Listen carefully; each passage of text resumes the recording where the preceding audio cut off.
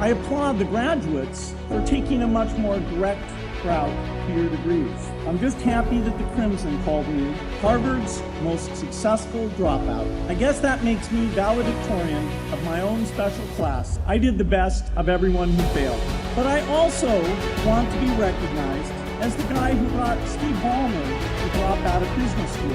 Harvard was a phenomenal experience for me. Academic life was fascinating. I used to sit in on lots of classes that I hadn't even signed up for. And dorm life was terrific. I lived up at Radcliffe in the Porter House because everyone knew that I didn't worry about getting up in the morning. That's how I came to be the leader of the anti-social group. We clung to each other as a way of validating our rejection of all those social people. Radcliffe is a great place to live. There were more women up there, and most of the guys were math science types. The combination offered me the best odds. That's where I learned the sad lesson. I love learning company courses and things, so I love being a student. They cannot take a book of information and say pass an AP test. That's a solvable problem, but it's a knowledge representation problem. You know, I've always wanted to solve that problem. I'm jealous that maybe one of you gets to work on that. I'm unlikely to go back and be in that way, but it's the juiciest problem ever. I've thought about it for a long time.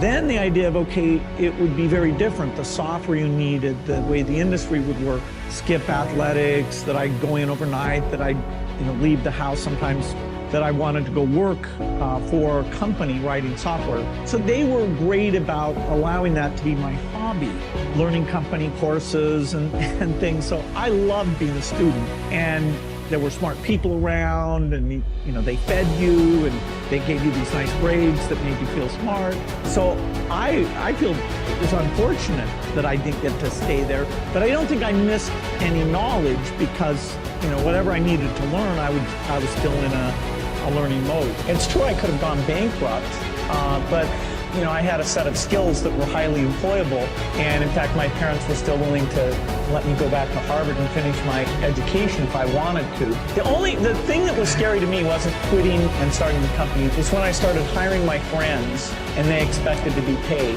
And so then I got this incredibly conservative approach that I wanted to have enough money in the bank to pay a year's worth of payroll, even if we didn't get any payments coming in. When I started Microsoft, I didn't think of it as all that risky. I mean, I was so excited about what we were doing, and I'm almost true to that the whole time. We have about 10 billion now, which is pretty much enough for the next year.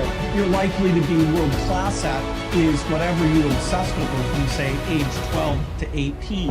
In my case, it was writing software, where I would think I was good, and then I would meet somebody who would tell me I wasn't, and I would look at their code, and I went through 4 sort of comeuppances.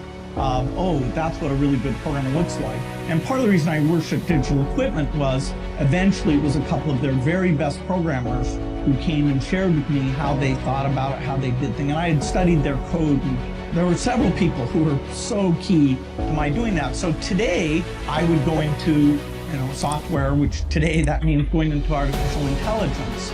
Computers still can't read. They cannot take a book of information and say pass an AP test on that book. And that's a solvable problem, but it's a knowledge representation problem. And I've always wanted to solve that problem. I'm jealous that maybe one of you gets to work on that. I'm unlikely to go back and be hands-on in that way. But it's the juiciest problem ever. I've thought about it for a long time.